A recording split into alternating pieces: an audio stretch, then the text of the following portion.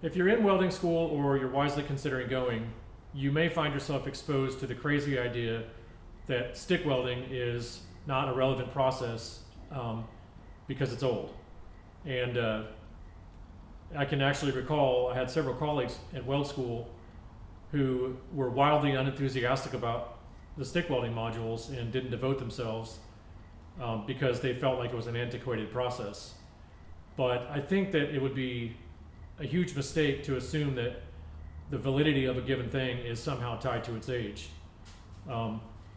In fact, there are many ancient ideas that are just as relevant today. Don't spend money that you don't have, or do unto others, are two that come to mind.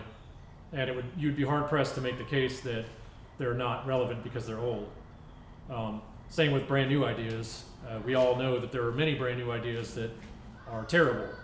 So in this video, I'd like to show you a few reasons why stick welding is not only highly relevant, but it's actually a vital part of your welding skill set, no matter what your welding goals are.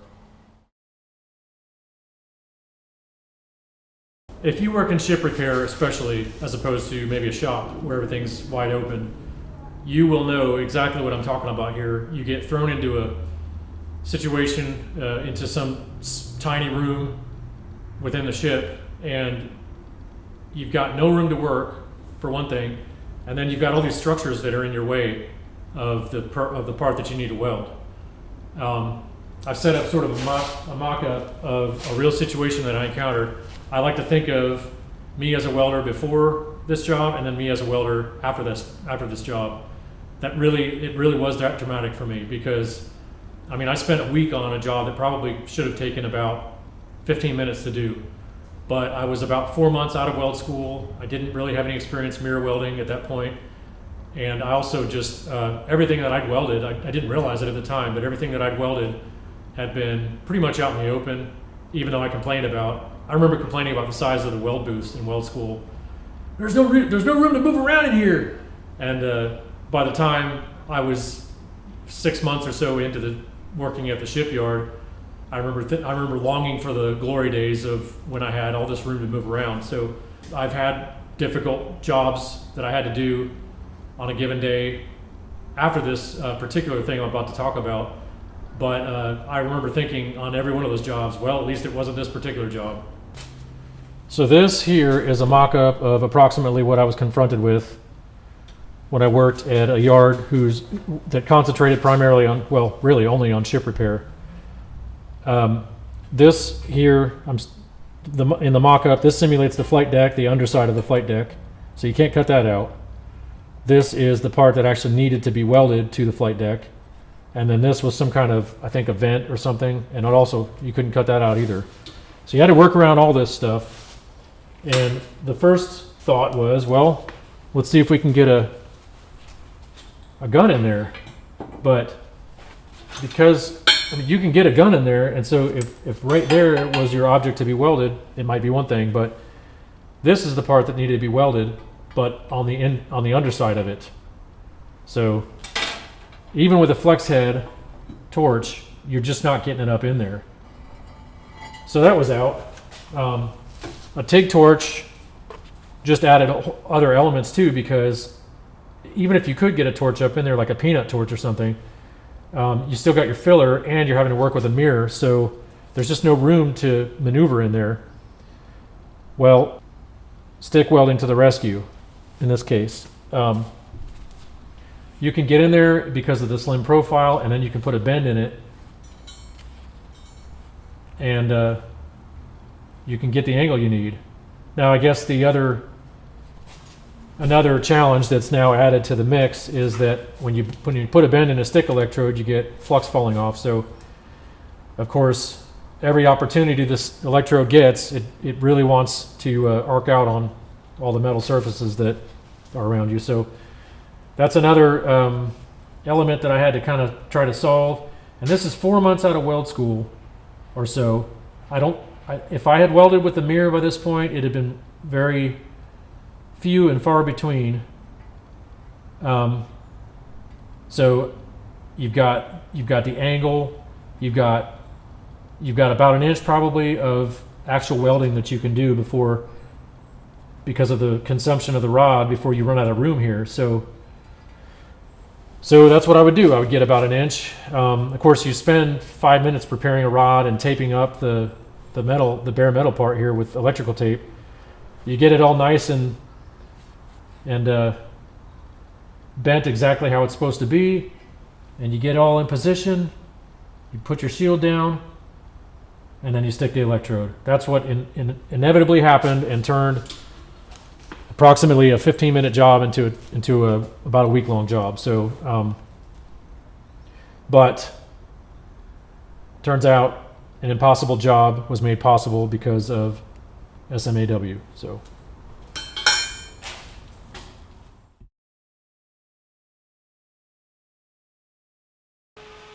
Gale force winds coming up.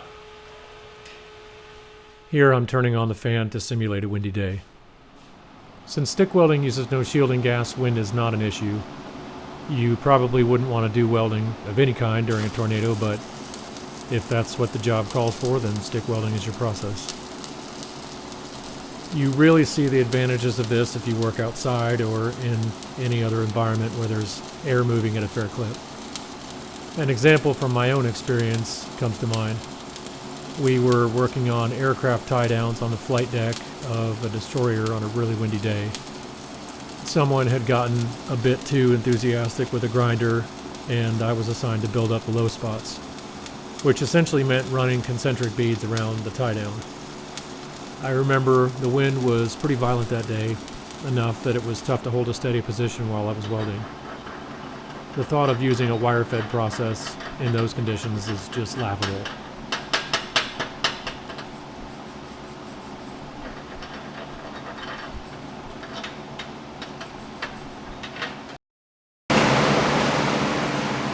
I've kind of got myself in a bit of an awkward position here because I'm trying to stay out of the way of the camera.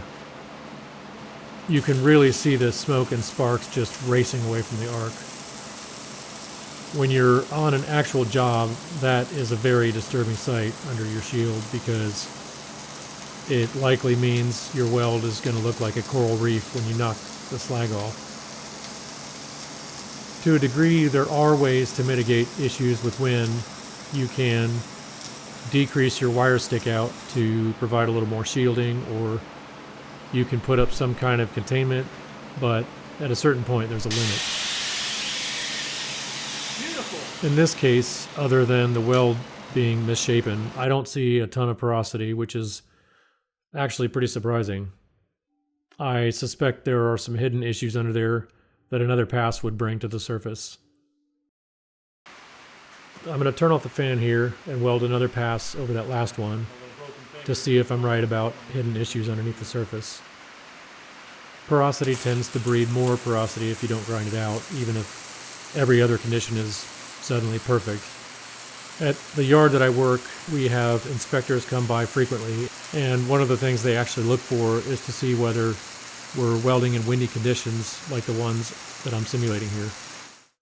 The reason for that is it's theoretically possible to have a weld that looks okay on the surface, but is structurally completely unacceptable and susceptible to failure later on. And if you're building things like bridges or buildings, or in our case, Navy warships, you can really start to see why that matters. Well, as you can see, we've got the Great Barrier Reef going on here. It looks like there definitely were some hidden issues, and that last pass brought them out.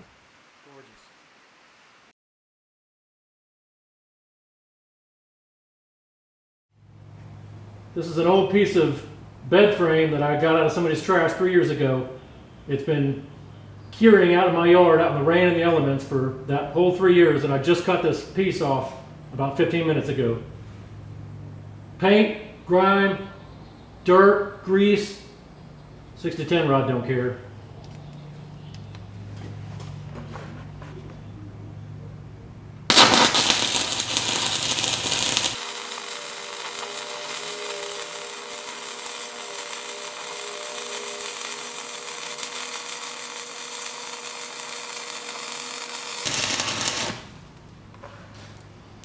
You may catch the paint on fire and burn your shop down, but you're getting through that paint.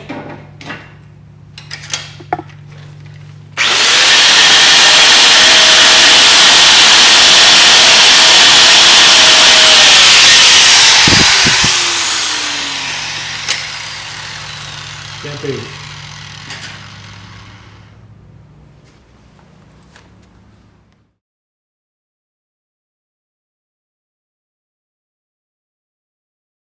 I think the advantage to stick welding that becomes apparent very quickly is the ease of setup.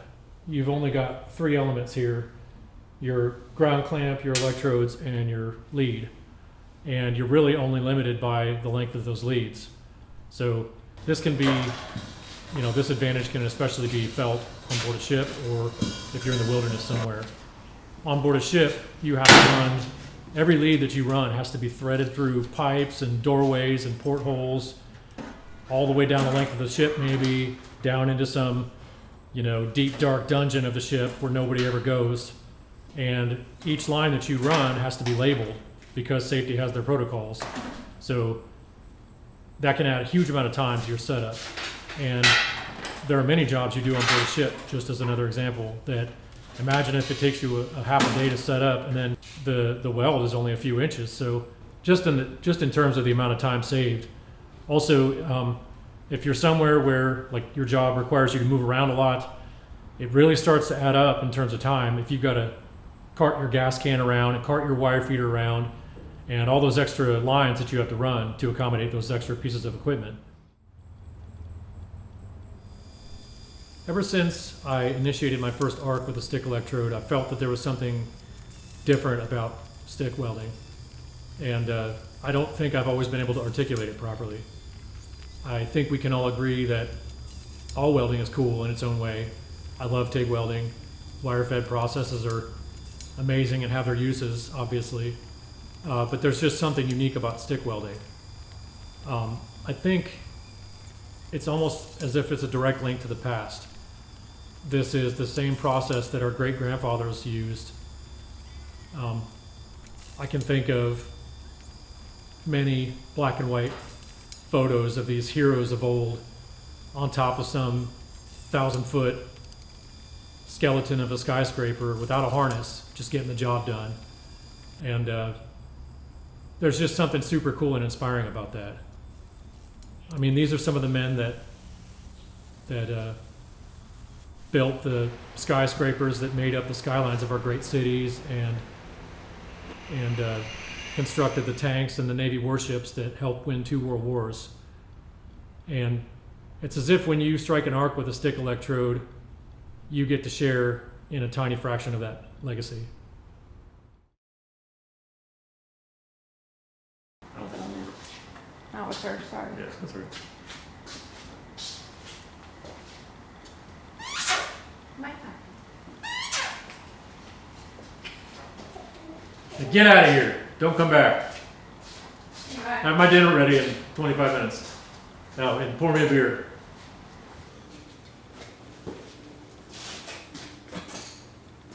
I think nice. Get a fan in here. Offline these rhinos. All right. What are you? Bee Gees or something? Yeah. Up in there. Get out of here. In this video, I would like to show you a few.